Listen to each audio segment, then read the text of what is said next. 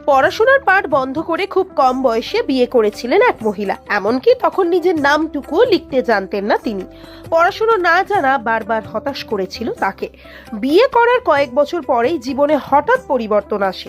নিজে বুঝতে পারেন পড়াশোনার প্রয়োজনীয়তা।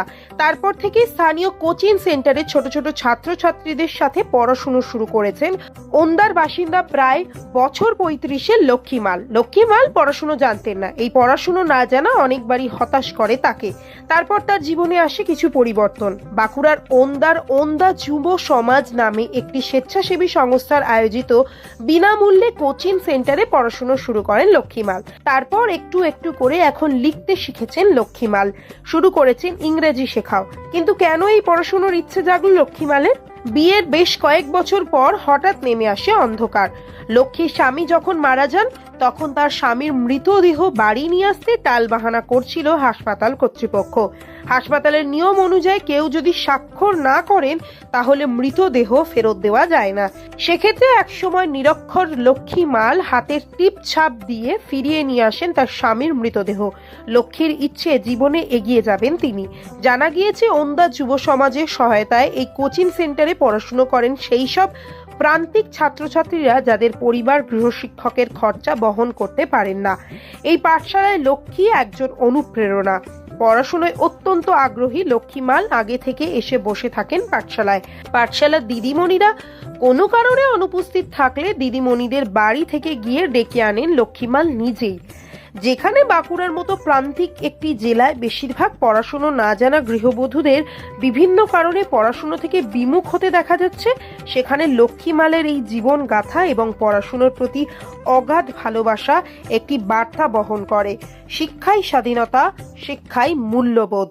বাঁকুড়ার লক্ষ্মীর কাছে তার নিরক্ষর জীবনের চেয়ে এই পড়াশুনো শেখার অভিযানটা অনেকটাই উৎকৃষ্ট বলে মনে করেছেন তিনি। ওন্দা যুব সমাজের এই পাঠশালায় গেলে এখনো দেখতে পাবেন কবিতা বলছেন লক্ষ্মীমাল। আচ্ছা, বাচ্চাদের সঙ্গে পড়াশোনা করছেন কেন? নামধামগুলো শিখবো। নামধামগুলো শিখবেন? হুম।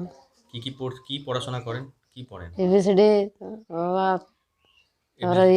Sunday Monday. Sunday Monday? হ্যাঁ। আচ্ছা, পড়াশোনা করতে ভালো লাগে? হ্যাঁ, পড়াশোনা করতে ভালো লাগে।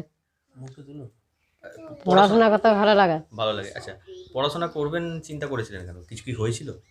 পড়াশোনা আগে করতাম নয়, এখন ওই সরকার যেরকম উঠে যায় টিপগুলো হাতের বুড়াগুলো ছাগুলো দিই 100 দিনের কাজে ওইগুলো লেই নাই, ওগুলো বাতিল করে দিয়ে যায়। 2 বছর সই না করলে টাকা ঢুকবে না অ্যাকাউন্টে। আচ্ছা কাজে আচ্ছা 2 বার সই যারা জানা না সেইগুলার গোলমাল হয়ে যাচ্ছে। তার জন্য আমি এই ছেলেদের সঙ্গে আমি অনেকদিন ধরে শিখেছি, একটু নামধামগুলো পড়ে গেছি। হ্যাঁ, বলে আরও শিখতে ইচ্ছা করছে আমার। আরো শিখতে ইচ্ছা করছে? হ্যাঁ, আচ্ছা, যতদিন মানে স্কুলটা কোচিং থাকবে ততদিন পড়ব, ছাড়া চলবে না স্কুল।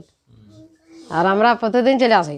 প্রতিদিন? হ্যাঁ, আচ্ছা, প্রতিদিন চলে আসি। আমাদেরকে বেশ করে সুদীপিন বনভিন আর কত নিয়ে যায়, সব জায়গায় দেখিয়ে না। বাড়িতে কে কে আছে? স্বামী আছে? না, আমি একলাই।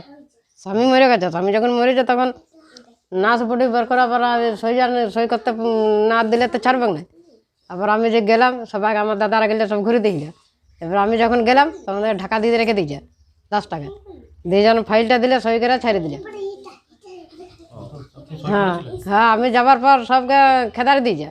আমি যাবার পর আর চুপচাপ হয়ে গেছে। ডাক্তারগুলো বলছে তাহলে তোমার ফাইলটা দিচ্ছে, সই করে দাও। তোমার স্বামী তো বলি হ্যাঁ, দিয়ে আবার সই করলাম, দিয়ে ছেড়ে দিলে। তখন তো সই করতে জানতেন না? না, তখন জানতাম না।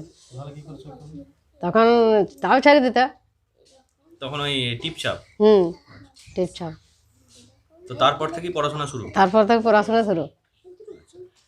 এখন কি পড়েন? ইংরেজি অঙ্ক কি করেন এখন? ইংরেজি অঙ্কটা পারিনি, মানে হয় এবিসিডি বা তোর একে চন্দন বইগুলো, একে যন্ত্র দুয়ে পক্ষ এগুলো করেন? আচ্ছা, তো আর কি কাজ কি করেন? বাড়িতে কে কে আছে এখন? বাড়িতে আমার দাদারা সব আলাদা আলাদা হয়ে গেছে, আমি একলাই। আমার স্বামী মরে গেছে, আমি একলাই। এবার কি বলবেন, পড়াশোনা শেখার আগেটা ভালো ছিল না পড়াশোনা শেখার পর ভালো লাগছে?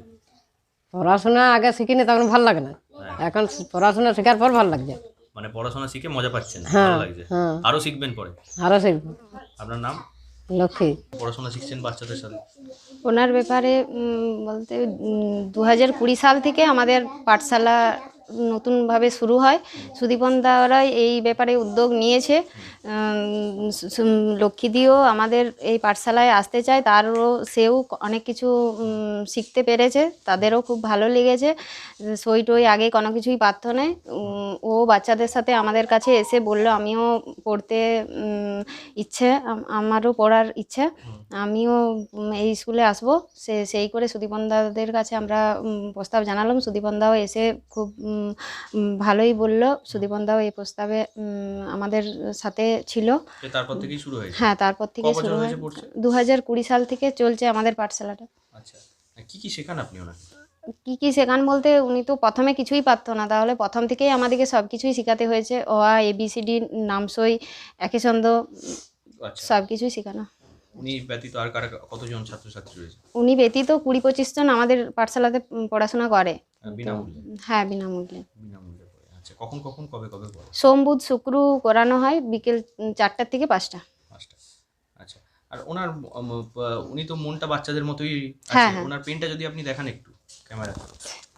হ্যাঁ, উনি এই ধরনের পেন হ্যাঁ, উনি মানে আগে পড়াশোনা করতো না, এখন নতুনভাবে পড়াশোনা শুরু করে তার ভালো লেগেছে, আনন্দ লেগেই এই আনন্দ পেনটা লেগে এখন পাঁচমুড়ায় গিয়েছিল বেড়াতে, সেখানে যেয়ে কিনে এনেছে। এই পেনটা কিনে এনেছে। হ্যাঁ। আচ্ছা।